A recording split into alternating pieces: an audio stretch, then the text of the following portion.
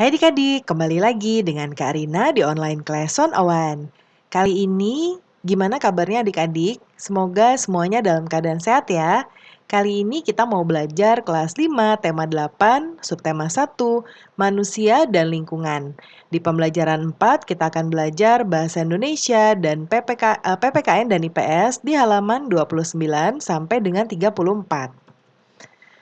Di pembelajaran 3 disebutkan ya adik-adik bahwa manusia dapat memanfaatkan sumber daya alam dari lingkungan dalam usaha pertanian. Bagaimana dengan jenis usaha lain? Nah, kita akan baca jenis usaha masyarakat Indonesia. Nanti dibaca dahulu ya adik-adik ya. Di pause dulu boleh atau baca langsung dari buku adik-adik juga nggak masalah ya. Nah, kemudian kita akan menjawab bagian di bawah ini. Ya, kamu sudah membaca teks jenis usaha masyarakat Indonesia yang tadi ya. Temukan pengertian dan ciri-ciri dari setiap jenis usaha, tuliskan dalam peta pikiran. Nah, Kak Rina buatnya karena cukup panjang penjabarannya, jadi Kak Rina buatnya mendatar seperti ini. Nanti adik-adik tulisnya di sini ya. Yang pertama perindustrian, berarti di bagian pengertian adik-adik nanti tulis. Ciri-ciri nanti tulis di sini ya. Nah, yang pertama bagian perindustrian, pengertiannya, industri adalah kegiatan memproses atau mengolah barang dengan menggunakan sarana dan peralatan, misalnya mesin. Ciri-cirinya, memiliki modal besar, memiliki tenaga kerja andal, mengolah bahan baku menjadi barang jadi atau setengah jadi. Yang kedua, berusaha menghasilkan produk yang berkualitas, menyediakan layanan purna jual.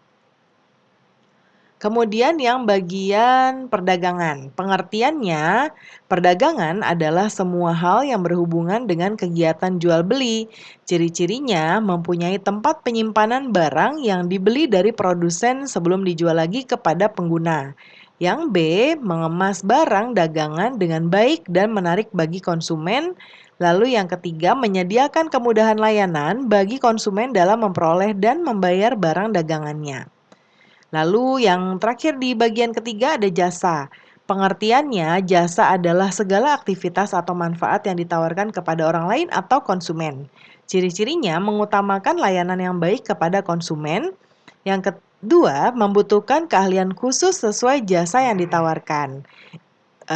Lalu yang ketiga, menjaga loyalitas kesetiaan pelanggan. Kemudian berikutnya, buatlah kelompok adik-adik dari 10 atau 11 siswa, nanti ditunggu arahan Bapak Ibu Guru.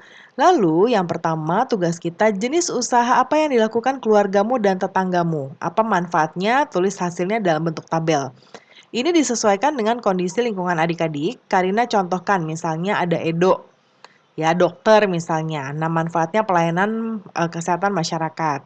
Lalu kalau pertanian, manfaatnya adalah menghasilkan sayur dan buah-buahan, peternakan menghasilkan daging dan telur, kemudian kalau industri menghasilkan mebel, ya mebel, kemudian jasa atau guru, pelayanan pendidikan, tadi industri sudah ya, mungkin industri ada berbagai macam, ada yang mebel, kemudian ada yang menghasilkan tempe tahu ya, kemudian perdagangan juga bisa menyediakan kebutuhan bahan pangan, supir mengantarkan penumpang sampai tujuan, perdagangan menyediakan bahan sandang masyarakat, dan pertanian menghasilkan beras. Lalu selanjutnya bersama seluruh teman, hitunglah jumlah jenis usaha yang teridentifikasi. Tulislah hasil di tabel. Nah, contohnya tadi pertanian itu ada 2, ya peternakan 1, tidak ada pertanian, tidak ada perikanan, maaf ya. Lalu tidak ada perkebunan, perdagangan ada 2. Jadi kita klasifikasikan atau kita jumlahkan berdasarkan jenis-jenis usaha masing-masing ada berapa. Berapa teman yang memiliki jenis usaha tersebut ya. Lalu yang ketiga, berdasarkan tabel yang sudah kamu isi, jawablah pertanyaan ini. Nah, jenis usaha apa yang paling sedikit? Nah, kalau yang paling sedikit adalah ini ya, peternakan karena cuma 1. Lalu yang paling banyak 3. Nah, ini ya jasa. Kesimpulannya, keragaman sosial mengakibatkan keragaman jenis usaha yang dilakukan oleh warga masyarakat ya adik-adik. Kemudian berikutnya, dari kegiatan di atas, kamu mengetahui keragaman sosial di tempat tinggalmu, yaitu keragaman jenis usaha yang dilakukan oleh warga atau masyarakat.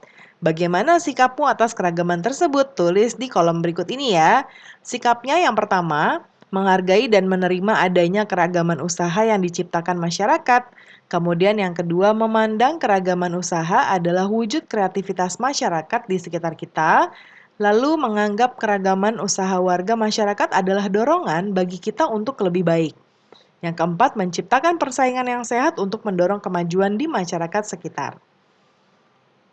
Kemudian bagian ayo renungkan pengetahuan apa yang aku pelajari, yaitu jenis-jenis usaha masyarakat dan keragaman sosial masyarakat.